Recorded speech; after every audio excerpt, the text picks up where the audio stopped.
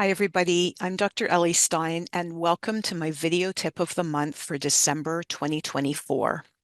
Now, if you're someone who likes to read things and have URL links to click on, I recommend you to the blog that accompanies this video tip of the month. To find it, go to my website, eleanorsteinmd.ca, click on free resources and then on blogs, and it should be right near the top. I have been thinking for some time about what I call medical myths, information that we all believe to be true, that influences our health behaviors, sometimes even influences public policy, and then subsequently turns out to be wrong, totally untrue. So my curiosity is about, how do these myths get started in the first place? How much they impact people's health, what the results of those impacts are, and why they're so hard to shift. Now, in this video, I'm going to share 4 myths that I have personally uncovered and that have impacted my health, as well as the health of people that I have worked with in the community. The first myth is that exercise is a beneficial treatment for people with myalgic encephalomyelitis, and we could now add to that long COVID. For most of the past 40 years, in addition to the indignities of their illness, people with ME have had to contend with other people, often in positions of power, people like doctors and insurance providers, telling them that if they just exercised more, they would get better. Now, I myself was not immune to that myth. I became ill in 1989. It became fairly quickly apparent that my exercise capacity was significantly decreased compared to what it used to be. And I had untold number of crashes because I had no idea what to do. When I finally got diagnosed formally in 1997, it took that long to meet someone who actually knew what they were talking about. My first reaction to that diagnosis, even after so many years of crashing, was to buy a new pair of runners in the hope that I could exercise my way back to health. I bought into the myth of exercise because I knew as a doctor that exercise is good for people, and I couldn't fathom why it wasn't working for me. Now, I'm sure you can imagine how the purchase of the runners worked out. It was only after being beaten down by repeated futile attempts at exercise that I became willing to listen to the advice of an experienced ME clinician who taught me how to pace. And wow, did my life change. Things got a lot better. I was still very sick. I was still very limited, but at least I wasn't repeatedly crashing.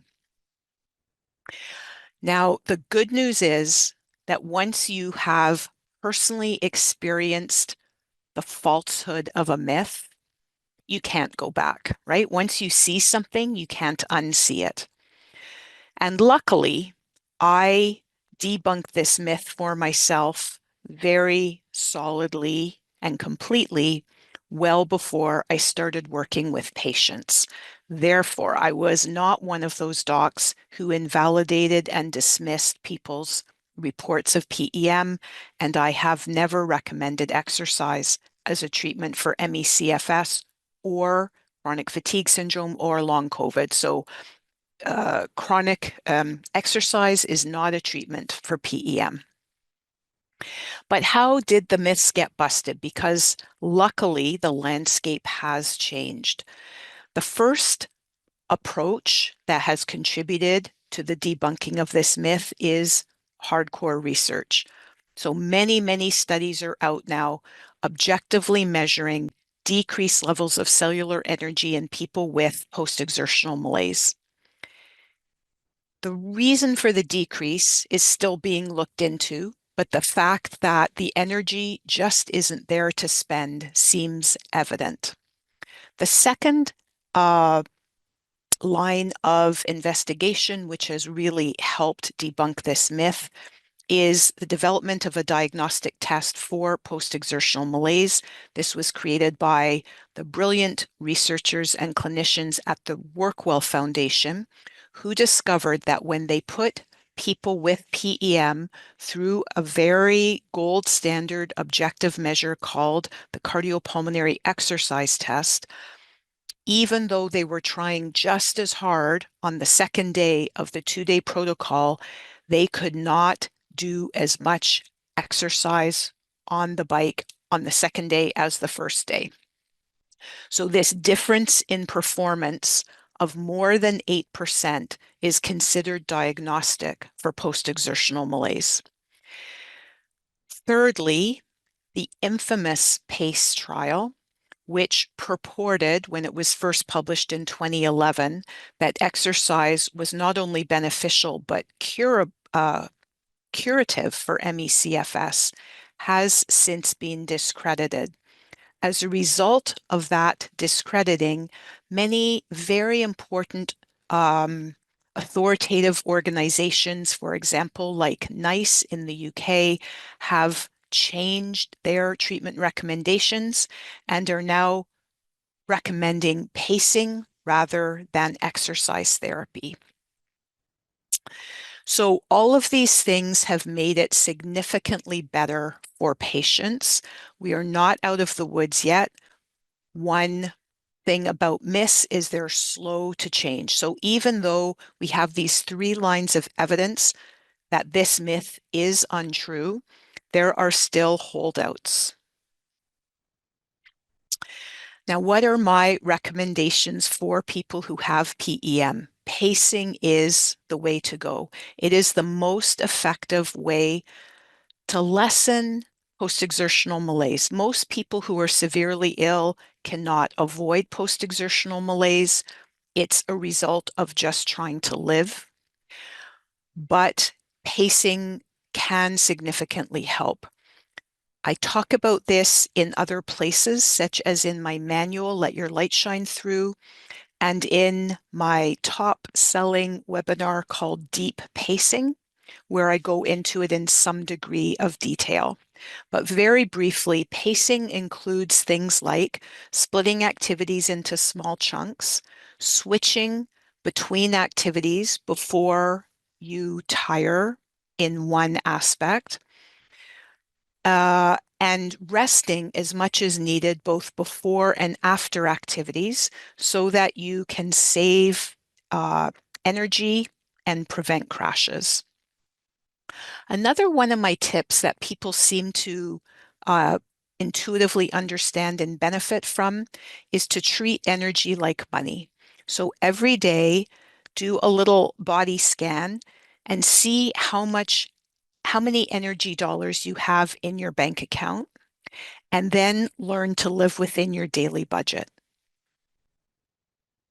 Okay, moving on to the second tip. Myth number 2, that dietary fat, meaning fat you eat, especially animal fat, is bad for you.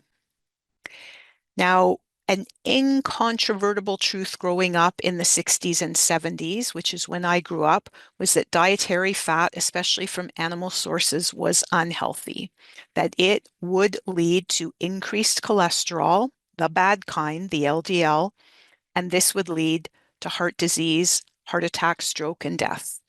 Everybody knew this. That's the thing about myths. They make so much sense that people don't question them. Now, I bought into this myth very hard and became a vegetarian. I was vegetarian, believe it or not, at the time that I developed ME/CFS. So it is very possible that my dietary choice based on this myth may have even contributed to my illness.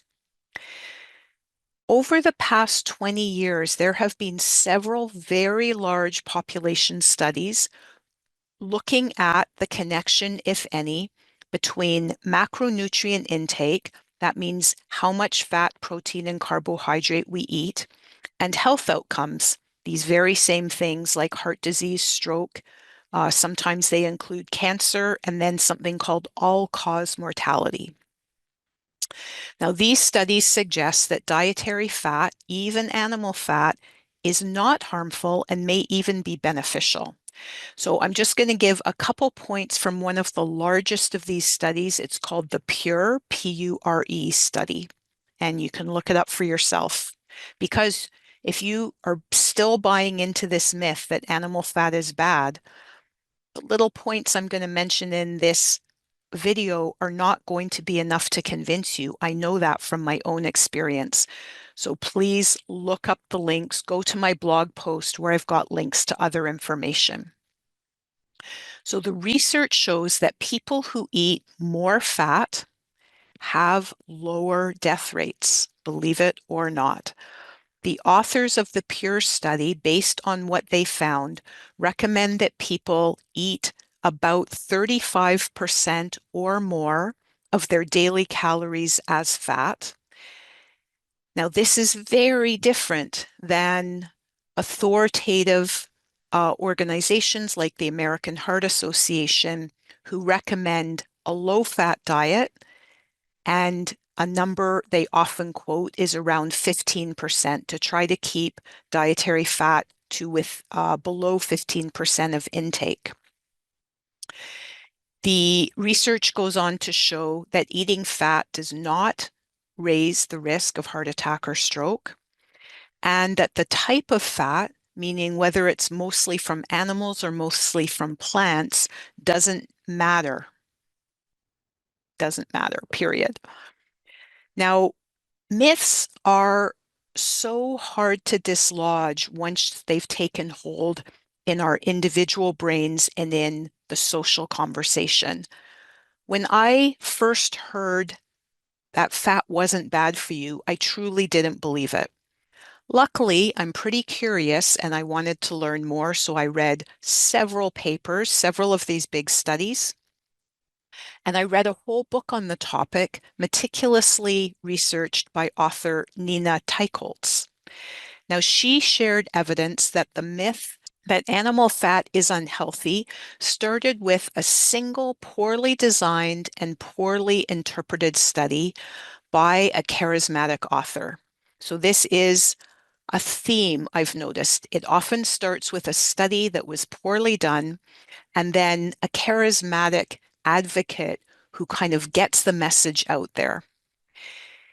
In this case of fat, however, there were also financial incentives, and this belief that animal fat in particular is bad for us has been heavily supported by the seed oil companies, who, of course, have stood to benefit royally if people turn to, and I'm going to put it in air quotes for those of you who may not be watching, healthy vegetable oils. If you read the online recommendations from groups like the American Heart Association, you will see that they don't let a little bit of research get in the way of a good myth. So the myth that animal fat is bad is still influencing millions of people. You may be among them. So what are my recommendations regarding this myth?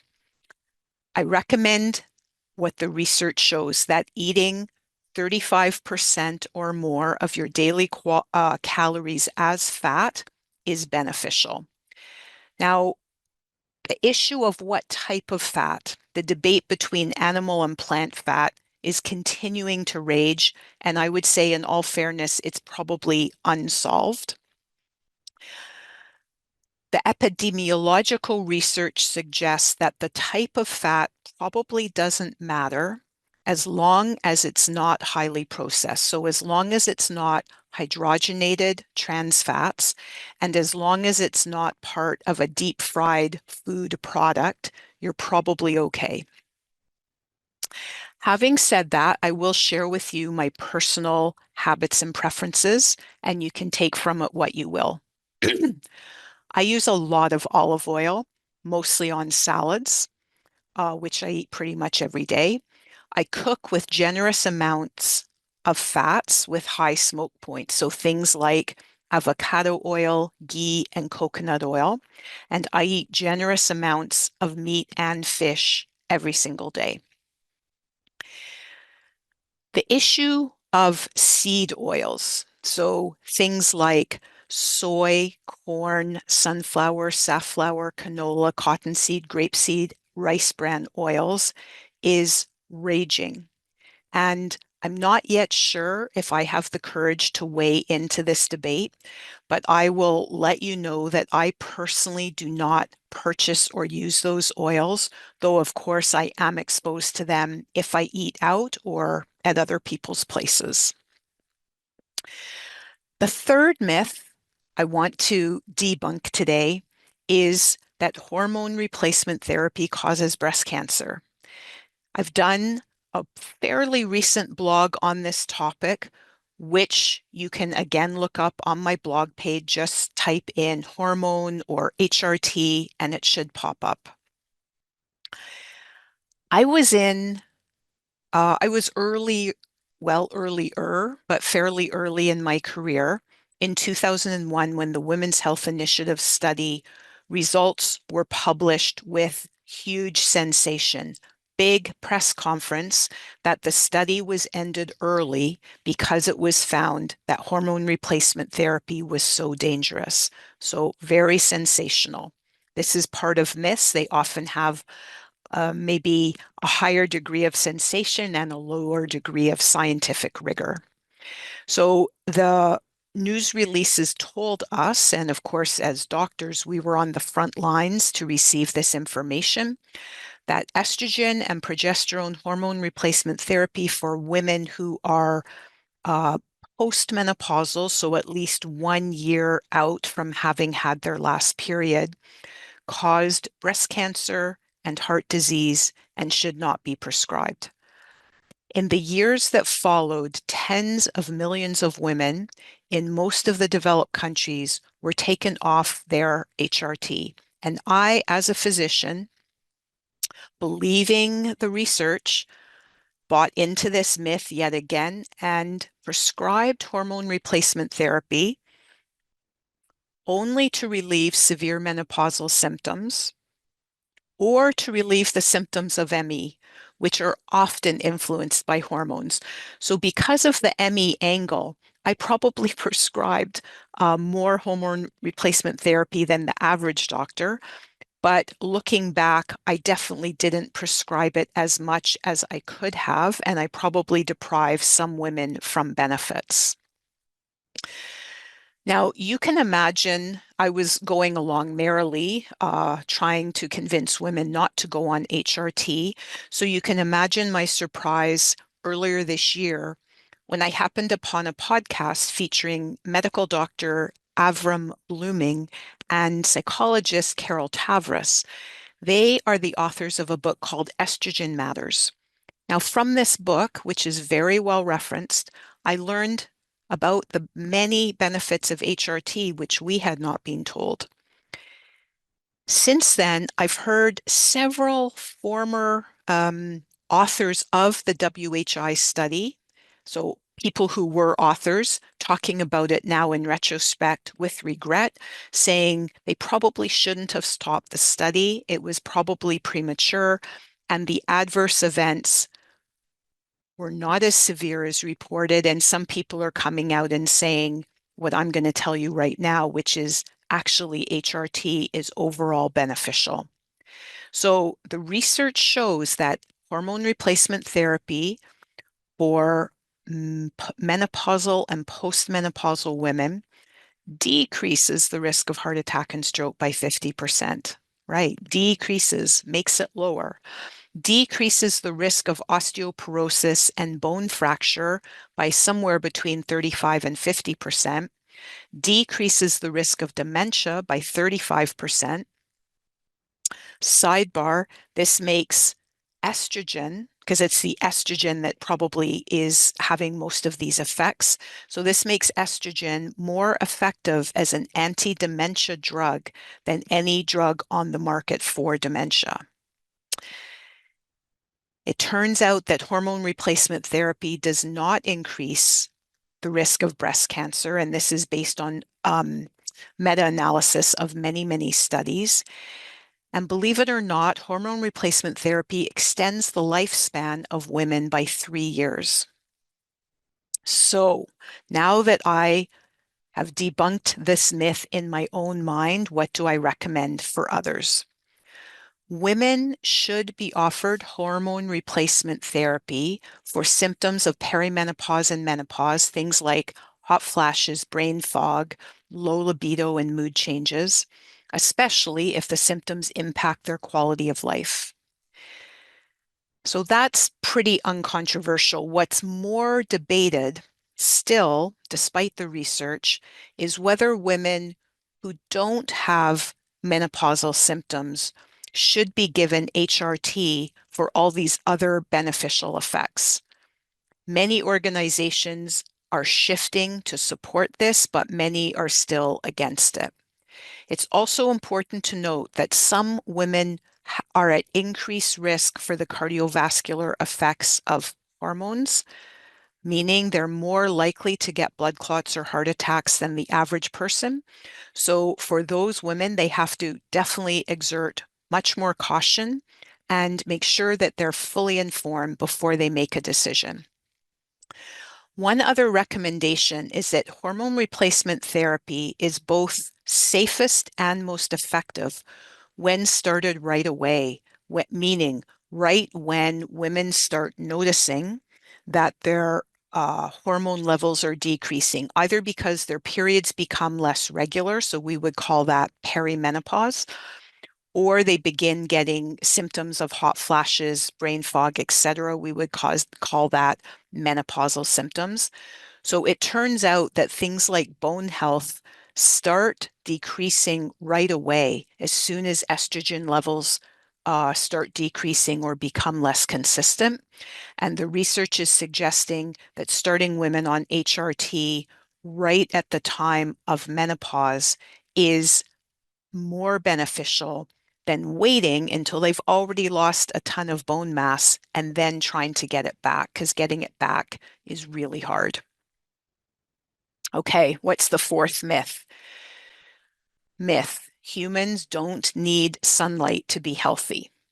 Now, this is the most recent myth I've become aware of. Did you know that the average North American adult spends as much as 96% of their time either inside their place of residence or inside their vehicle? Even though these places have windows, windows do not let in many vital wavelengths of light. And that's how I lived, right? Until I learned this information, which is in the last 6 months, at home, I would go out proudly for at least an hour a day for a walk. And I would spend the rest of my time inside, often on my computer, right, doing work. And I have to be honest, it never occurred to me that this would cause any problems because my entire life, pretty much everybody I know has lived inside, and I never equated indoor living with health issues. How could it possibly be a problem? We were not taught this in medical school. Wouldn't someone have mentioned it if it was bad for us, right? I have this kind of naive faith that somehow important information is going to filter down to me. And that's the thing about myths. We're typically blind to them until it's knocking on the door. And sometimes even then, it takes a long time for the evidence to become strong enough and for the myth to shift. So only recently I have been listening to podcasts and reading books on something called quantum biology. And this emerging, burgeoning area of science tells us that we are first and foremost biological beings. We may be smarter than other species, but we still require air, earth, fire, i.e., the sun, and water every single day. So, question: what does sunlight do for us? This is a brief summary. It does much, much more. Sunlight sets our body clocks so that all of our organs, cells, and genes work together. Ultraviolet B from sunlight turns cholesterol, that evil item that we've talked about in the previous myth, which is, of course, essential to health. So it converts cholesterol in our skin to vitamin D and other critical fat-soluble hormones like cortisol. Ultraviolet A, believe it or not, activates hormones and neurotransmitter production. For example, serotonin is not only produced in our brain and in our gut, but also in our skin as a result of sunlight. Perhaps people that are suffering from depression would do better if they went outside more. Red and infrared light activate the mitochondria and increase the amount of cellular energy production. So for people with ME, getting exposure to red and infrared light is highly recommended. So then the question arises, what would happen to humans without sunlight?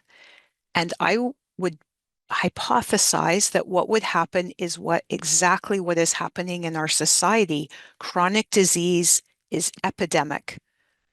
Lack of sunlight is a likely contributor, as are inactivity, inadequate sleep, poor syncing to circadian clock of the sun, and eating highly processed foods.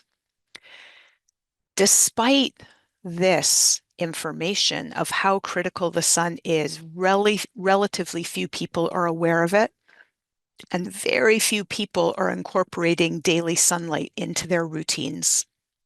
So what are my recommendations? Spend as much time outside as possible. I'm very lucky on my new van lifestyle. This is relatively easy. Go outside every morning around sunrise or as close to sunrise as possible for about 10 minutes. This is to sync your body clock. Go outside near sunset for about 10 minutes. Again, syncs the body clock. And spend at least some time outside at midday. Now, for people who are very pale, who are redheads, or who have been living a lot inside, you may have to build up to this very, very slowly, right? So the words start low, go slow are worth considering. So, in conclusion, I hope you weren't as adversely affected by these 4 health myths as I was. They are myths. So now I'm going to flip them around to say what the truth is. So the truth is, exercise is not, big capital letters, a treatment for ME, because graduated exercise worsens post-exertional malaise, and the more you crash, the longer it's going to take you to recover. Dietary fat is not only harmful, but is probably beneficial for health. I would say we can't say this 100% for sure, but there's several lines of evidence that this is probably true. More on this in future blogs and videos. Hormone replacement therapy for women leads to a longer, healthier life if started in the immediate menopausal or postmenopausal period. And humans need sunlight to be healthy. As I said earlier, once you see the falsehood of a myth, you can't unsee it.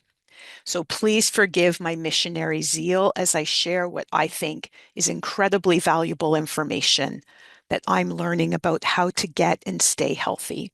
Thanks for joining me on this journey, and I look forward to encountering you on future videos.